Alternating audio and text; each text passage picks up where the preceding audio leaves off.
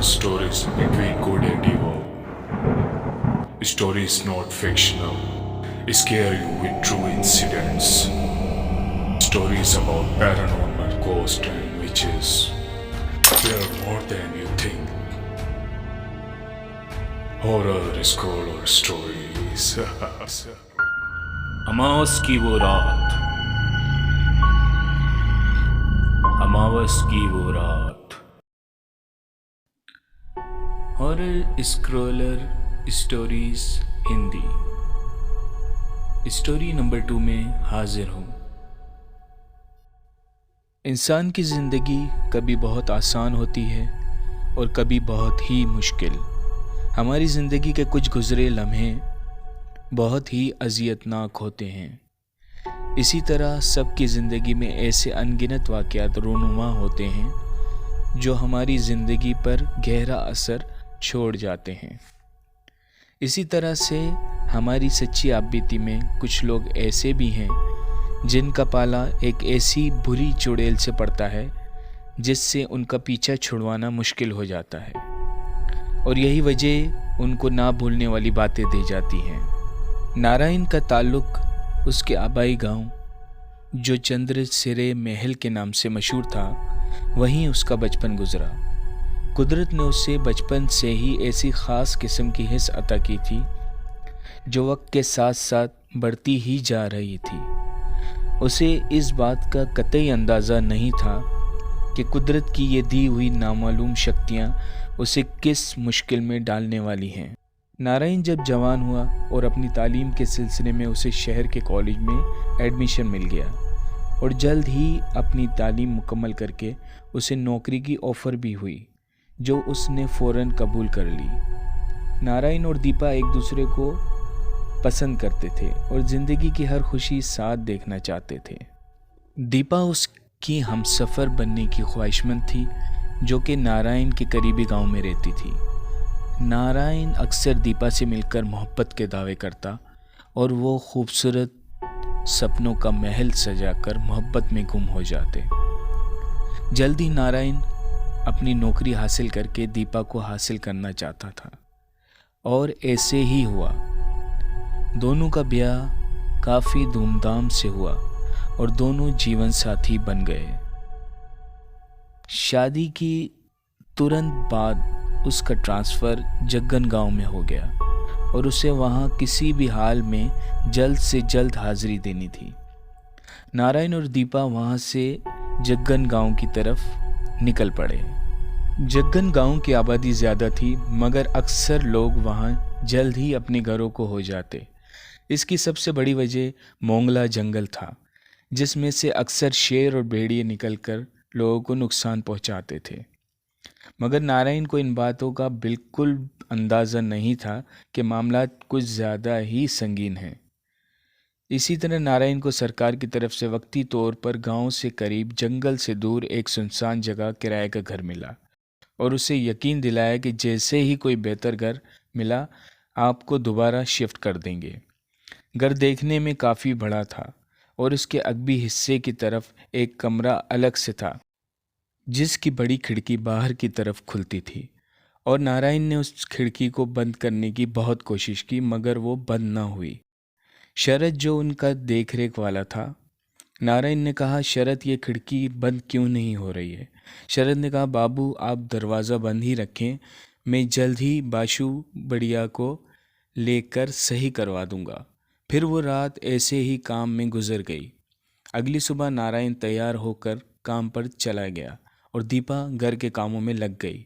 नारायण को बहुत ही अजीब ख्यालात आते रहे।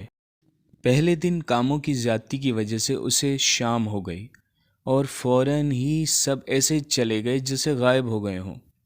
नारायण ने भी जल्दी से अपनी मोटरसाइकिल उठाई और निकल पड़ा, मगर अंधेरा जब तक फैल चुका था। नारायण ने जल्दी में मोटरसाइकिल पर निकल गया, मगर वो शरद से कहना भूल गया था कि पेट्रोल डलवा ले। अब तो हर तरफ हू का आलम था। हवा जैसे ही उसके सीने को छूती उसे ठंडक महसूस होती। अब नारायण रास्ते पर जैसे ही आया और जंगल का रास्ता शुरू होने से पहले ही नारायण की मोटरसाइकिल ने हार मान ली। अब नारायण परेशान हो गया और पैदल ही मोटरसाइकिल के साथ चलने लगा। मगर कुछ दूर जब जंगल के रास्ते पर आया तो ऐन दरमियान रास्ते पर अचानक कहीं से एक औरत सर पे मटका लिए नारायण के पीछे ही आने लगी। नारायण को काफ़ी हैरत हुई कि इस वक्त तो गांव वाले घबराते हैं कि ये कैसे घूम रही है। अभी वो ये सोच ही रहा था कि उसे लगा वो औरत काफ़ी दूर हो गई है, मगर वो जिस तरफ से आ रही थी वहाँ बहुत से पत्थर थे और उस औरत ने एक छोटे पत्थर को हल्का सा पैर मारा और पत्थर बहुत ही तेज़ी से उसकी मोटरसाइकिल पर लगा। उसे अब कुछ कुछ अंदाज़ा हो रहा था कि मामला कुछ और है। फिर उसने जल्दी से जंगल से निकलने में ही आफियत जानी और जैसे तैसे घर पहुंचा, मगर वो काफ़ी थक चुका था। घर आकर वो थका सा था। अगली सुबह नारायण ने शरत को कहा कि गाड़ी में पेट्रोल डलवाओ, जिस पर शरत ने कहा, बाबूजी पेट्रोल तो मैं डलवा आया था। अब नारायण को कुछ कुछ समझ आ रही थी और नारायण ने इस बात का जिक्र किसी से नहीं किया। दूसरी सुबह वो फिर उसी रास्ते से होता हुआ दफ्तर पहुंचा और काम वगैरह ख़त्म करते करते उसे फिर देर हो गई। मगर आज नारायण बहुत से सवालात लिए उसी रास्ते की तरफ चल निकला। फिर वही हुआ। मोंगला जंगल आज पूरी तरह से अंधेरे में डूबा हुआ था और खौफ के मारे इसके जज्बात इसका साथ नहीं दे रहे थे। मगर आज नारायण बहुत कुछ ठान कर आया था।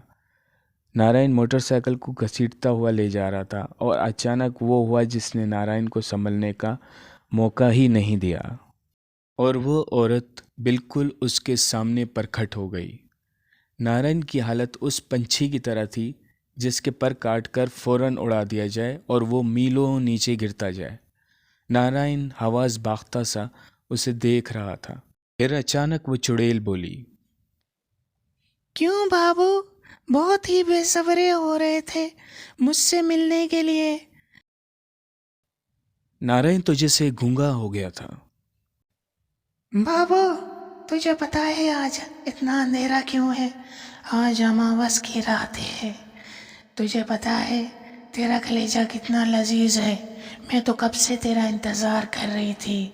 आज मेरी शक्तियाँ बहुत ही रंगीन हो रही हैं। गूंगा हो गया है तू। बस इतना कहना था, चुड़ैल के पांव मुड़ना शुरू हो गए और उसका मासूम चेहरा एक बदसूरत सुर्ख दांतों वाली जिस पर खून की स्याही जमी थी वो नज़र आने लगी। और अचानक नारायण को जैसे कोई झटका लगा और उसने फ़ौरन अपनी जेब से एक तेज़ रोशन टार्च निकालकर उस चुड़ैल के मुंह पर मारी और फ़ौरन गंगा का मंत्रों वाला पानी जो पंडित जी ने नारायण को दिया था उसके चेहरे पे डाल दिया और एक तेज़ चीख से नारायण के कान सुन होने लगे। नारायण तेज़ी से मोटरसाइकिल छोड़कर वहाँ से भाग निकला। नारायण को उस चुड़ैल की चीखें अब भी सुनाई दे रही थी। जैसे तैसे करके नारायण जंगल पार कर गया और घर पहुंचकर उसे यकीन नहीं आ रहा था। नारायण अपना दिमागी तवाज़ुन कुछ खो सा गया था। दीपा अपने पति की हालत देखकर बहुत घबरा गई और दीपा फ़ौरन शरत को बुला लाई। फिर शरत एक पंडित जी को जानता था जो गांव के रक्षक माने जाते थे। वो जब नारायण को देखे तो हैरान हो गए कि ये नारायण बच कैसे गया। फिर उन्होंने कुछ मंत्र वगैरह पढ़कर नारायण की बीवी दीपा से कहा, बच्ची तेरे अच्छे कर्म कि तेरा पति आज बच गया। ऊपर वाले का शुक्र अदा कर। मंदिर जाकर प्रसाद चढ़ा। 2 दिन तक नारायण के सपनों में वो आती रही और दीपा ने कोशिश करके नारायण को चंद्रसिरे महल गांव ले आई, जहां पर नारायण ने वापसी जाने का इरादा मुलतवी किया और अपना ट्रांसफ़र शहर में करवा लिया। अब नारायण जब कभी उस आप बीती के बारे में सोचता है और अपनी मिली हुई कुदरत की शक्तियों का सोचकर ऊपर वाले का शुक्र अदा करता है। आज भी नारायण चंद्रसिरे महल के गाँव में अपनी रिटायरमेंट के दिन गुजार रहा है और दीपा अपने पोतों के साथ खेलती है। कैसे लगी आपको ये सच्ची कहानी? उम्मीद है आपको हमारी मेहनत पसंद आई होगी। इसके साथ हमारे चैनल को सब्सक्राइब करें और बेल आइकन को दबाना ना भूलिएगा ताकि आने वाली हर वीडियो कहानी आपको मिलती रहे। शुक्रिया।